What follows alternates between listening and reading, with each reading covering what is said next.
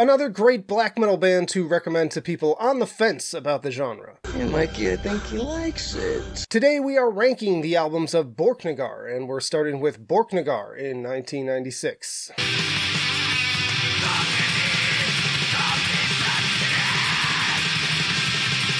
The band's only album to have lyrics in Norwegian, and honestly, I wish they would do more because I love the language, and arguably their most pure and traditional second wave black metal sounding album, with emphasis on blast beats and full speed ahead. The production is super raw and always leaves me feeling like I'm trapped outdoors in an icy blizzard. Garm handles all vocal duties, and in a way this could be called a bit of a supergroup with Ivar Bjornsson of Enslaved on keys and Øystein G. Brun of Gorgoroth on guitar. Opinions on this one are probably going to vary wildly. If you love second wave early black metal, you probably dig this. If you're more of a progressive guy or became a Borknagar fan later on, this may sound like complete trash to your ears. Loud noises! Personally, I really dig revisiting these harsh 90s records, even if it took me a while for the sound to click with me initially. Favorites for me are, and I'm gonna butcher these again as usual, Vintervedets Slegesan and Fandens Alheim, and I also love the folky chanting on Kriegstev. Some cool synth work too. I'm gonna put this one at great tier. Then we got the Olden Domain in 1997.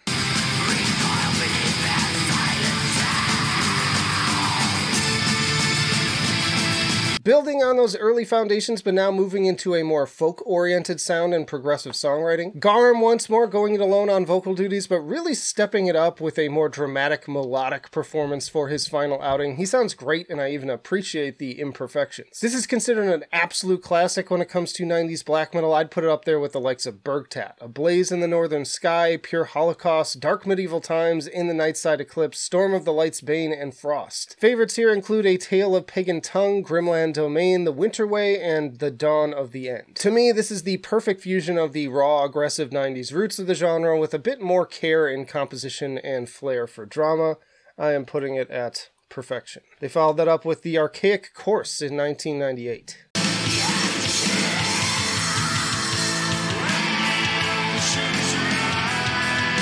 Now, if you really want atmospheric, this knocks it up a notch. Bam! This is where these guys fully embrace the folk, and even more so than on the Olden Domain on some level. Majority clean vocals, this time provided by none other than the man ICS Vortex, also of Arcturus, and Dimmu Borgir, though not anymore. One of my favorite vocalists in the genre, and in my opinion a step up from Garm at this point in his career. Very captivating while also packing in plenty of great memorable guitar work. Ocean's Rise is a killer opener, Universal is strong, Vortex gives me goosebumps on the folky opening of Nocturnal Vision, and I love the organ solo on Ad Nocturne. And I appreciate the pretty focused 37-minute runtime. The songwriting could be a little bit tighter, but it's still a lot better than some of the other albums we're going to get to. This is also the last album to feature founding drummer Grim, who died of an overdose not long after. We're putting this also at great tier. Then we got Quintessence in 2000.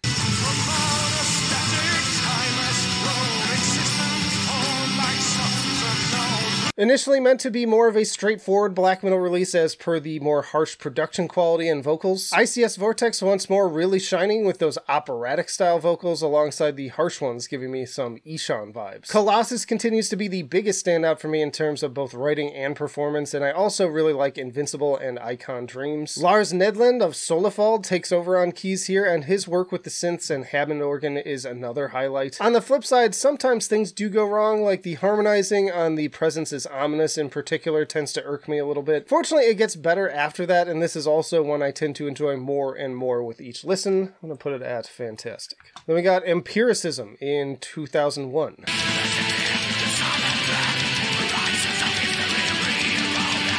The first album with Andreas Hedlund of Vinterzorg on vocals. Lars also provides backing vocals in addition to synth, piano, and Hammond organ. The opening track is decent, but the best parts are the synth hook and vocal interplay. Vortex's vocals are a highlight again in general. I'm less enthusiastic about the guitar work or overall songwriting, kind of mopey and meandering. I saw some pretty high fan ratings for this one, so I'm probably in the minority, but personally I get pretty bored at times. It feels like they're trying to be like black metal Dream Theater, and it's just not connecting for me. Soul Sphere in particular being an example of this. In my opinion, Enslaved was doing the progressive stuff better with Mardraum and Monumention at this point, so I'm putting this one at okay. Then there's Epic in 2004.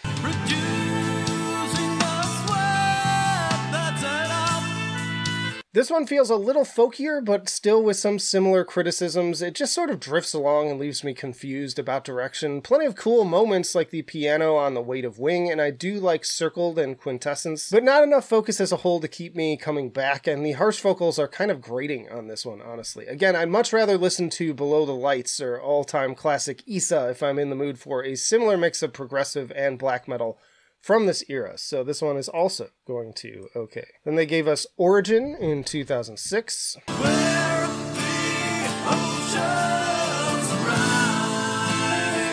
This is a purely acoustically focused outing, and in that way it reminds me a lot of Opeth, especially Damnation. Sometimes I find that boring, but here I actually really enjoyed the songs. I'm sure it helps that they're kind of collected from their career at this point.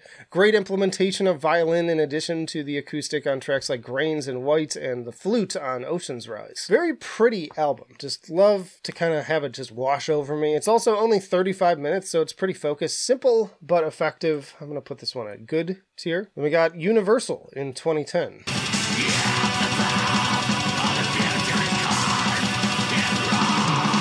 Jens F. Ryland returning on guitar, and ICS Vortex contributes vocals to My Domain. Not big on this one either for the same reasons as Empiricism and Epic. Solid atmosphere, but frequently unsatisfying songwriting. I do like Worldwide and parts of Coalition of the Elements. Again, not bad, just not something that excites me to keep coming back for more, and I don't want to repeat myself over and over again, because I just feel like this section of albums all kind of have similar problems for me, so this one also went to okay. Then we got Erd in 2012.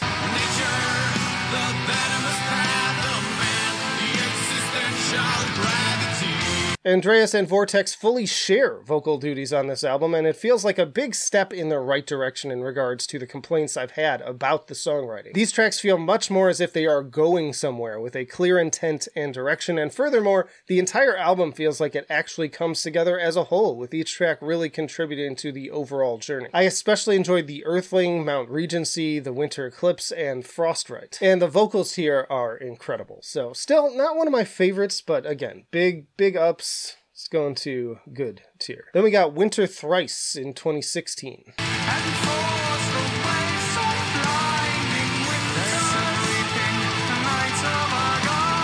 Andreas' final album, and I think he goes out on a very strong note here. Another strong opener with the Rhymes of the Mountain, but the title track is even better. Great dynamics and pacing. Love the swing of Cold Runs the River. Another awesome synth solo on Panorama and classical piano on the already impressive When Chaos Calls. Killer guitars on Aerodent. Another very strong start-to-finish journey where it feels like each song has something special to offer while also contributing to the larger picture. Powerful performances across the board, and all of them wrangled into some very memorable and well-orchestrated songwriting. This is what I look for in Borknagar. So it's like they had those earlier albums that really wowed me, kind of had a lull, and then they come back strong with Winter Thrice. It's going to fantastic. And then we got True North in 2019.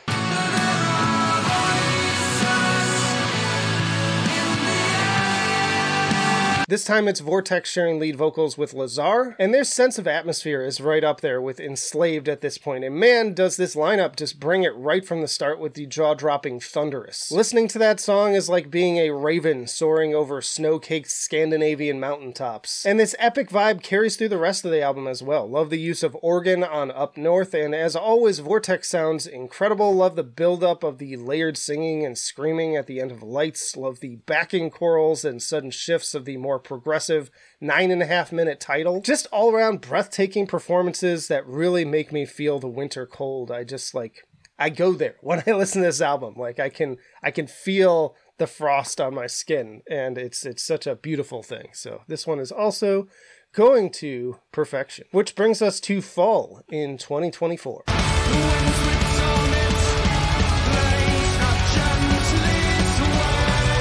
Summits makes for an excellent single and opener with the perfect contrast of harsh, ominous, classic black metal verses with Vortex's soaring, clean chorus. Not to mention the proggier, Opethy elements later on. Another one of the top tracks for the playlist, for sure. Really stunning production, too, once more really capturing the chill in the air and every impact of the drums. This followed up perfectly by another great single in the more meditative folk of the appropriately titled Nordic Anthem, seemingly summoning the spirits of our northern ancestors. ancestors. The chill vibes continue into the very dynamic and progressively minded Afar, going through all manner of sonic peaks and valleys, culminating in a truly epic final climb. And then another stellar single in the driving rhythms and wailing organ of Moon. Another top 10 performance from Vortex on this one as well.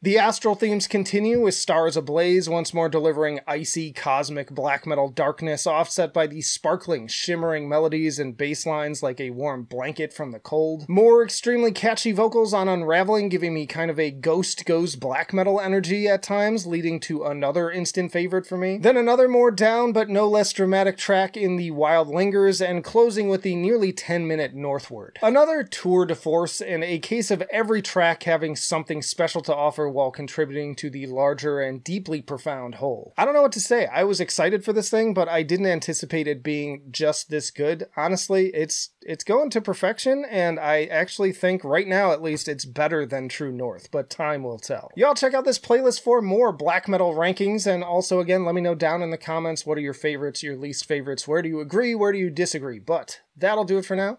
Flight of Icarus signing off. I will see you in the trenches.